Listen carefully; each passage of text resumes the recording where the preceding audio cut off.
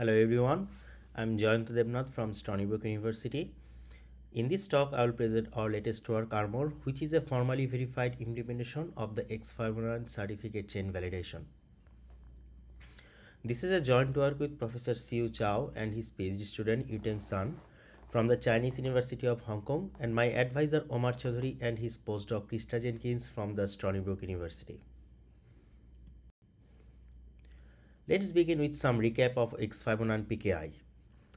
X509 PKI is used for authentication and key distribution in many network applications and services. At its core, it provides a framework for issuing and managing public key certificates. And this certificate contains a verifiable binding between an identity and its public key. Eventually, the expected authentication guarantee of X509 PKI depends on the correct validation of a given certificate. For example, in TLS protocol, whenever server sends its certificate for authentication, the client needs to execute the logic for certificate chain validation from its TLS library to be absolutely sure that it is connected to the intended server.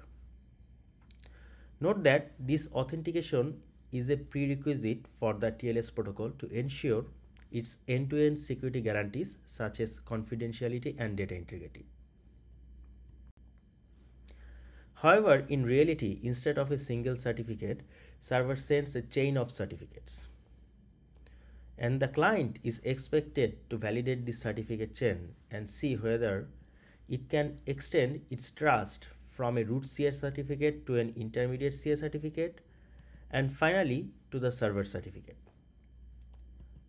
The logic for certificate chain validation is primarily described in RFC 5280. Although the certificate chain validation process seems easy enough, developers often make mistakes or may not follow the standard precisely. That can lead to many logical bugs reported in the CVA database. While we reported some of the bugs for certificate chain validation in one of our previous work, SimSearch, one library developer stated that the X509 validation is one of the most error-prone code bloating and compatibility nightmare for them. Another research explicitly pointed out that these implementations should be hailed as the most dangerous code in the world, since incorrect certificate chain validation would allow adversaries to launch man-in-the-middle attack and steal sensitive messages exchanged between the communicating parties. Therefore, our ultimate goal is to develop an implementation whose correctness and compliance with the standard are formally verified. Now the question is why formal verification is required. Is testing not good enough to reduce bugs? Here I want to emphasize the quote of famous computer scientist Edgar Dijkstra. Program testing can be used to show the presence of bugs but never to show their absence. In contrast, a formally verified software is less likely to contain bugs, which is also pointed out in President Biden's recent cybersecurity agenda. Relevant to our current work, there are already formally verified implementations for the recent versions of TLS, for example, TLS version 1.2 and 1.3. However, those implementations make the assumption that the underlying certificate chain validation is correct. Our work aims to remove this implicit assumption. Now the question is why such a formally verified implementation is useful. We propose two immediate use cases. First, it can be used as a ground truth for testing other libraries. Second, it can be used as a reference implementation for the application developers. Now the implementation that we have developed is named as Armor.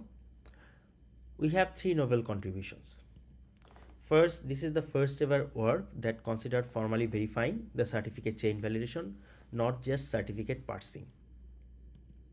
Second, we have provided implementation independent relational specification for various stages of certificate chain validation. Finally, for a large subset, we have shown soundness, completeness, and termination guarantees. Compared to the most relevant prior work, ASN1 star, we not only go just beyond verification of certificate parsing, but also provide explicit proofs of soundness and completeness of different stages of certificate chain validation. So far, I have talked about the problem, our objective, and our contribution in a very high level. The rest of the talk is organized as follows. I will briefly discuss the challenges of this work, our design and verification philosophy, then show some examples of correctness properties and proofs. Finally, I will present our evaluation questions and some notable findings before concluding this talk with some takeaway notes. There are several challenges to achieve our goal.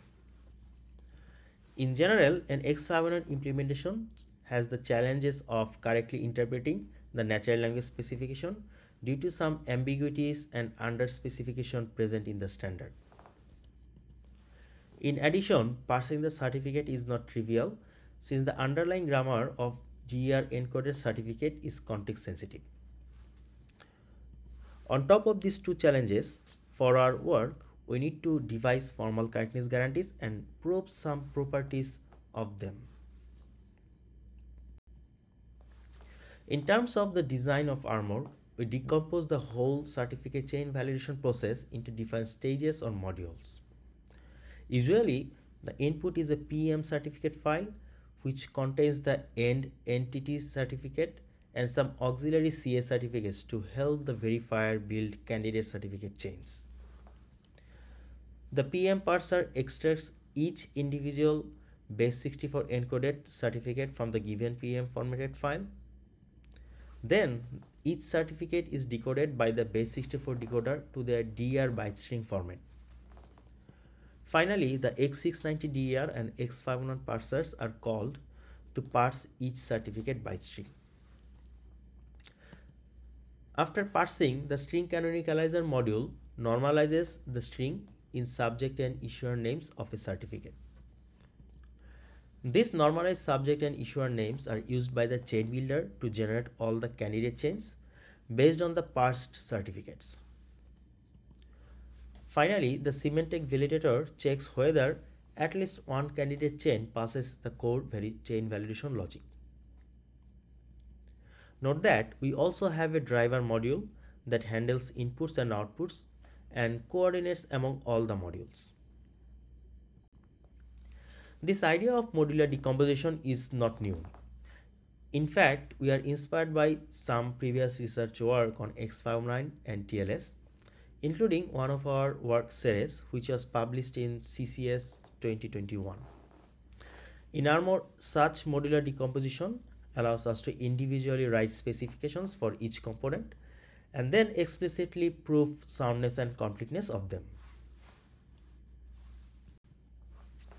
One of our main philosophy for the verification is to develop implementation independent relational specifications when possible. A relational specification is different than executable specification in a sense that it does not contain the details of a particular implementation. For example, the pseudocode given in the left-hand side describes the algorithm for selection sort. However, it is confined to a specific sorting algorithm and does not state any expected property. In contrast, the relational specification given in the right-hand side clearly states the expected properties without any implementation details. Such a specification can be used for any sorting algorithm implementation. Thus, relational specification allows us to clearly define the correctness properties of both specification and implementation. Also, one can use a relational specification as an alternative to natural language specification. Now the next question is, which tool we used for verification? We used ACDA, which is a functional programming language, and interactive theorem prover. However, we did not verify all modules yet. In particular, we do not prove any properties of the string canonicalizer and the driver modules, although we have an executable specification for the string canonicalizer module. Thus, we cannot prove any end-to-end correctness guarantees combining all the modules yet. In addition, we do not support host name verification and certificate revocation checking, which are also part of our future work plan. This is why the current version of Armor is not a fully formally verified implementation. Despite the current limitations, Armor is still the most comprehensive effort so far for the formal verification of certificate chain validation. Now let's have a quick review of our correctness properties for the X509 parser and its specification. Let P be the parser of the language specification phi and I be the input certificate byte string. Then soundness property states if any prefix of the input is accepted by the parser, the prefix is in the language. Completeness states that if the prefix is in the language, the parser accepts the prefix of the input, which is reverse of the soundness property. Finally, termination ensures any recursive functions are well-founded and terminating. These three properties altogether give us total correctness. However, for X509 parser, this completeness does not rule out all the bad behavior that can threaten the security. Specifically, it does not constrain the parser's freedom over which prefix it consumes, how the internal data structure is constructed. This is why we need two more properties from the language: unambiguity and unique prefixes. Unambiguity states one input cannot be the encoding of two distinct data, where unique prefixes states at most one prefix can be in the language. And this two lemma gives us the strong completeness guarantee. We can say if a prefix is in the language and encodes value v, the parser consumes exactly that prefix and produces v. So this is our definition for the strong completeness guarantee. Now let's take a look at some examples of semantic checks. This first semantic check example is applicable for each individual certificate. It states for a given certificate, it must be the case that the signature algorithm field contains the same algorithm identifier as the signature field of the TBS certificate field. In ACDA, we express this property and the type of its corresponding decidability proof as follows.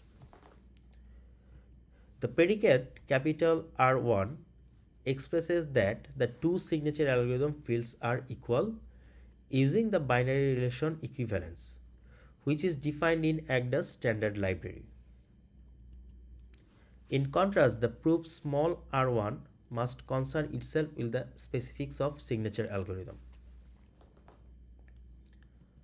In X509, signature algorithm fields are defined as a pair where the first component is an object identifier and the second is an optional field for parameters whose type depends upon that OID. So to implement the proof small r1, we need to prove equality is decidable for both the OIDs and the parameters. Now I will show an example of semantic checks that involves a chain, not just a single certificate. This is a requirement from RFC 5280 regarding any issuer certificate in a valid chain. In summary, it requires all issuer certificates in a chain to be a CA certificate. To find out whether an issuer certificate is a CA certificate, we need to verify that the basic constraints extension is present and the CA bit is set to true. However, extensions can only be present in version 3 certificates. Therefore, we again consult the RFC 5280 and find conforming implementations may choose to reject all version 1 and version 2 intermediate CA certificates. Therefore, we write a predicate is confirmed CA to check the condition that the basic constraints extension is present in a certificate with the CA bit is on and its corresponding function is the correct by construction implementation of that check. Then predicate capital R23 is used to extend this property to all issuer certificates of a chain. Finally, we have the sound by construction checker for that semantic condition named small r23.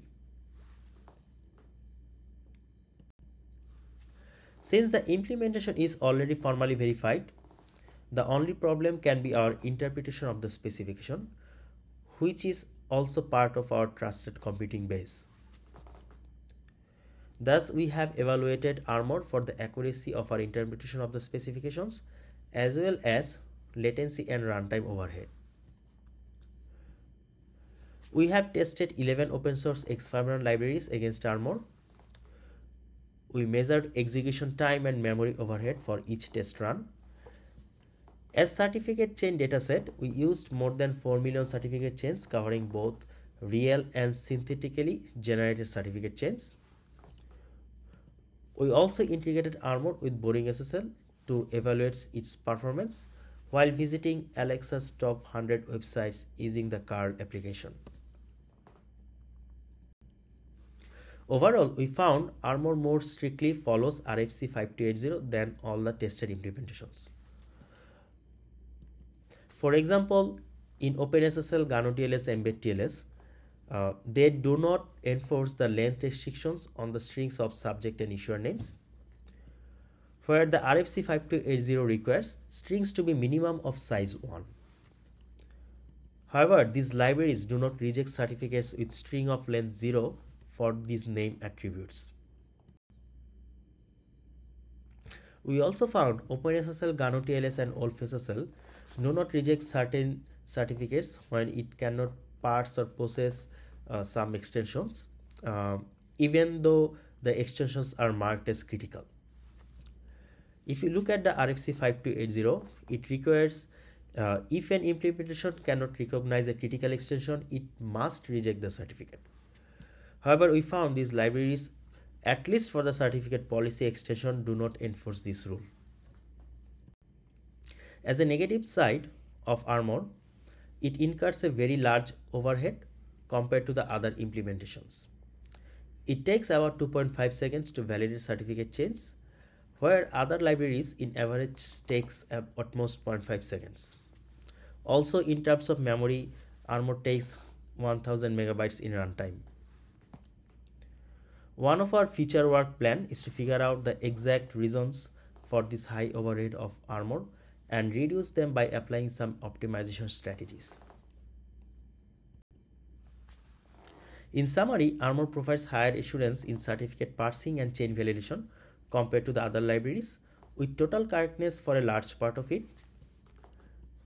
Our evaluation and discussion with the library developers show they are often reluctant to follow the standard due to the complexity and legacy compatibility.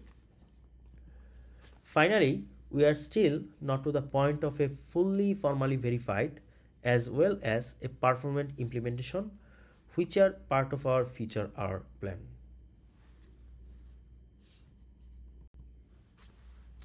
Armor is already open source and available in GitHub. Thank you for your time. Please check out our paper for more details of this work.